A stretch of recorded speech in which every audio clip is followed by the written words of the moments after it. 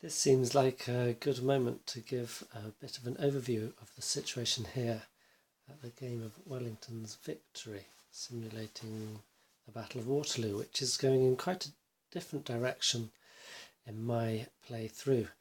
You can see this is the ridge line that was originally attacked from here by the French forces. You have the farmhouse à Saint here, and you have Hougoumont here.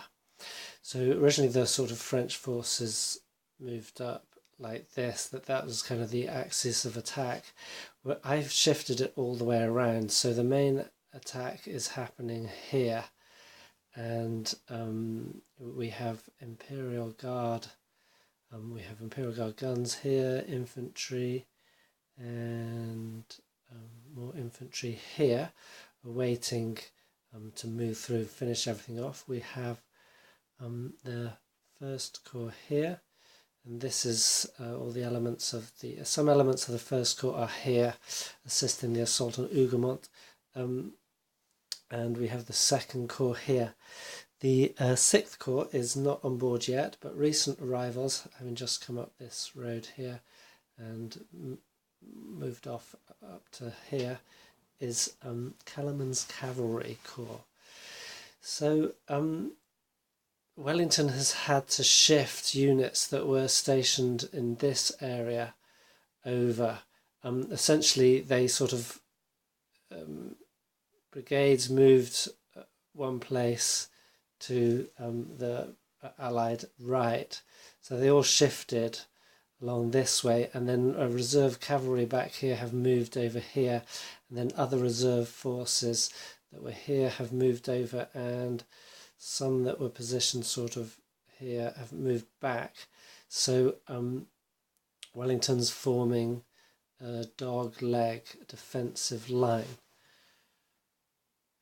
Now this is particularly interesting now. I think it's worthwhile, if you see that's recording my the turn number, it's on we're just starting turn 23. Turn 24 will be the 3 p.m. turn when the Prussians will start arriving over there. Now I just want to apologise about all the glare and the reflections. There's no good solution I have for that at the moment, especially sort of it being winter and not getting great daylight. So I just apologise that for these reflections and odd artefacts. You just have to bear with us on that. So what is the actual situation in a little bit more detail? Well, as I said, you've got two corps awaiting here. These are Imperial Guard.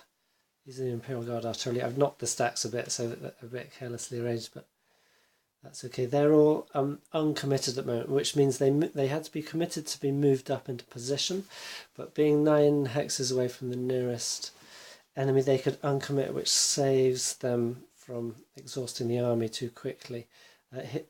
Here's Kellerman's Cavalry. Now they are moving up in preparation to sweep away the cavalry defending here, which then releases danger from there's guns here, guns here, guns here, and then cavalry here, which then means that this corps can move up, the second corps here can move up, and the elements of the second corps already here can move up directly into the attack. So you can see the idea is to attack from this way, and then while this is absorbing reserves over here, second wave of the attack can come up and here, and hopefully sort of squash the Allied army between those two pincers. You can see that there are 400 men holding out in the farmhouse of Hougoumont there. Now they've held out for ever such a long time. There was a lot more. They've been whittled down and down. The French are finally coming round the other side. There's impassable hex sides on this side. On the other side, there's actually passable hex sides, which I had forgotten about for a long time. The French have finally cottoned on, and those guys will soon be wiped out, which then means this is all clear. How do things actually stand with numbers? Well, what we have is we have 6 guns here and 1,200 cavalry facing off against 1,600 cavalry here and 8 guns. Kellerman's corps coming up here comprises 2,600, I think it was 2,600 horses and men, and 12 guns coming up around here. So they should handily sweep these away, and being backed up by a whole corps here, they're not worried about infantry manoeuvres here. Notice that Wellington has moved out Dutch troops over there, effectively pushing the French further this way, so clearing the way for the Prussians when they do come on. And here we have 24 guns and 1,500 men defending this passage here, and we actually have another, let me see, 3, so that's about 600 men moving back, and 900 men moving back because Wellington wants his line here, so he doesn't want to hold this. But I'm thinking that that was actually a mistake, because you can see these hexes here with broken terrain on their sides. That is actually a very handy position which was being held by the Allied. They've decided to move back as the French are moving up, and I'm thinking they maybe should have held on to that longer, but instead, as I said, those 600 men are moving back, 600 of them having been taken out of the fight. And what are they up against in the forces directly in their front? Well, apart from the horses already mentioned here, we have in this area 6,000 French and another 12 guns. So the Allies have superiority in artillery in this region, but much greater superiority in infantry in the immediate attack up here.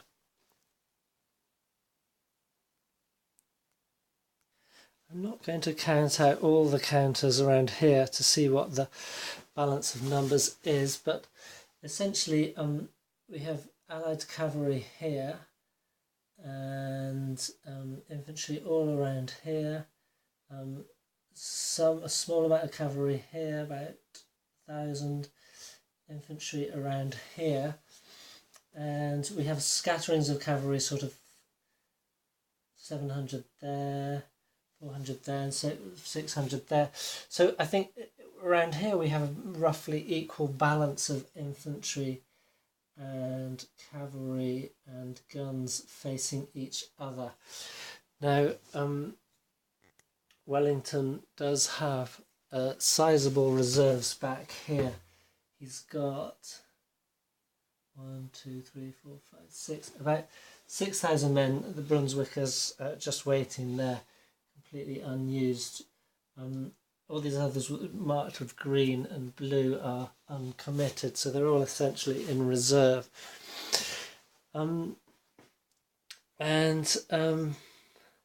Napoleon has the 6th Corps left to come on.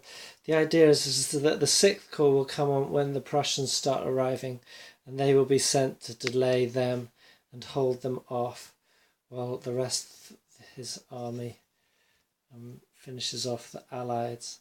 That is the plan, and that is where we stand at the 2:45 turn, 15 minutes before the Prussians start to arrive. Where do we stand in terms of game winning? Well, we see from this this is the number of committed brigades. So last recorded at the 2 p.m. turn, 20 on the French, 13 now on the Allied side.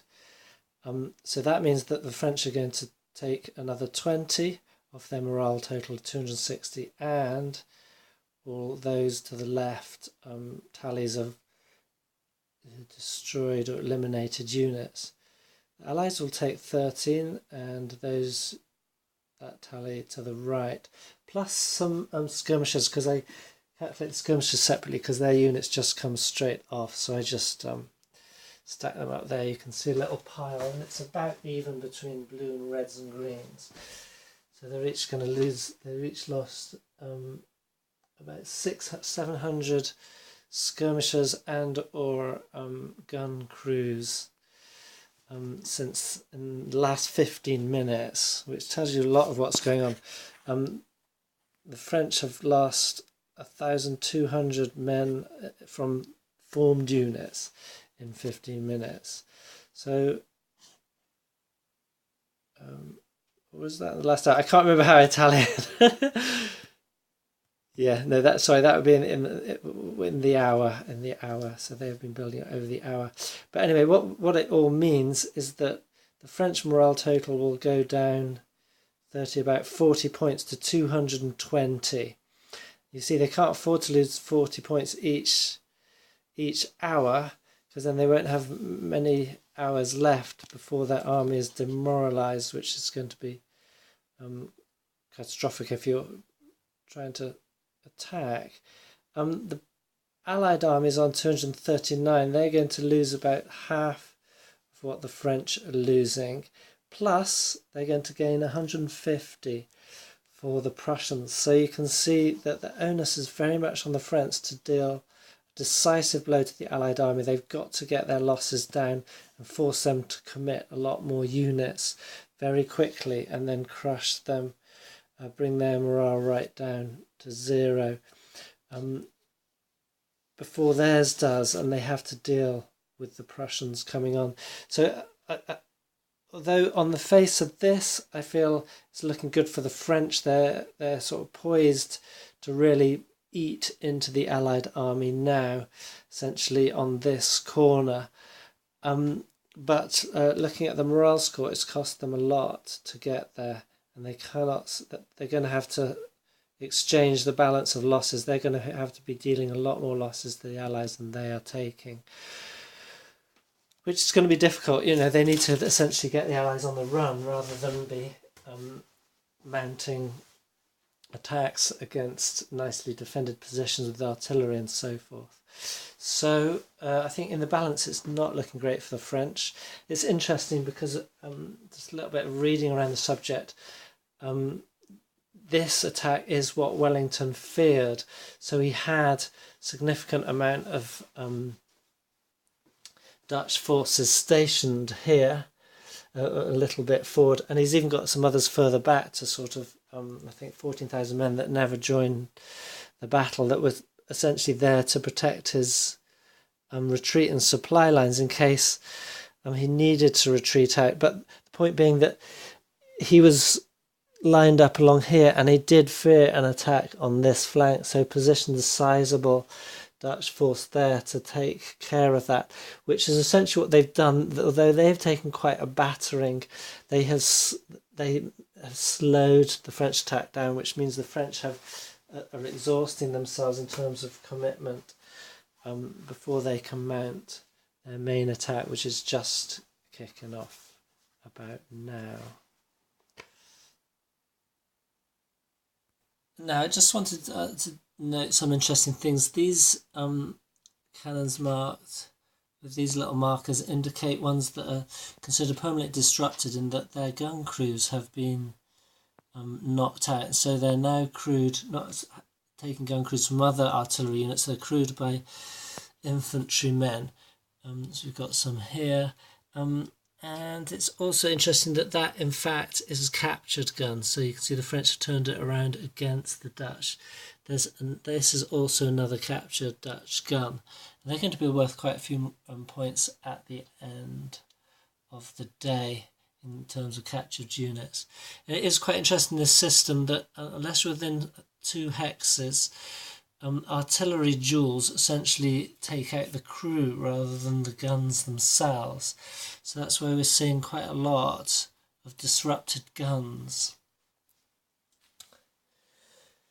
Another thing I just wanted to mention in passing that I hadn't really grokked before was the line of sight rules and the effect of what would be extremely important for the attack on the ridgeline here. Line of sight rules essentially go that in a normal position, if we're like this is on higher terrain, so if this is this unit and this unit can see each other, at this point they can still see each other, but at this point they do not see each other. Now if this one was on here and they both have within 2 hexes behind themselves descending terrain, then they would be considered on another side of an imaginary ridge line. So you can see, you know, when you look at it like this is just a flat plateau, but it's actually trying to simulate the fact that sort of on a line about here, running down here, it rises up on this side and it rises up on that side to an illustrated peak. So for example, there's no descending terrain here, so these two are considered visible to each other, but if this one goes here, because he's closer to descending terrain, has descending terrain close to his back, and so does this one, they're both on different sides of that ridgeline and not visible to each other. If this one moved up one, again it would still be the same. They're descending, so not visible. There, okay, different matter because they are adjacent. But it's something interesting, and it will be important when we come up to attacks over this place, how the line of sight rules work in that regard.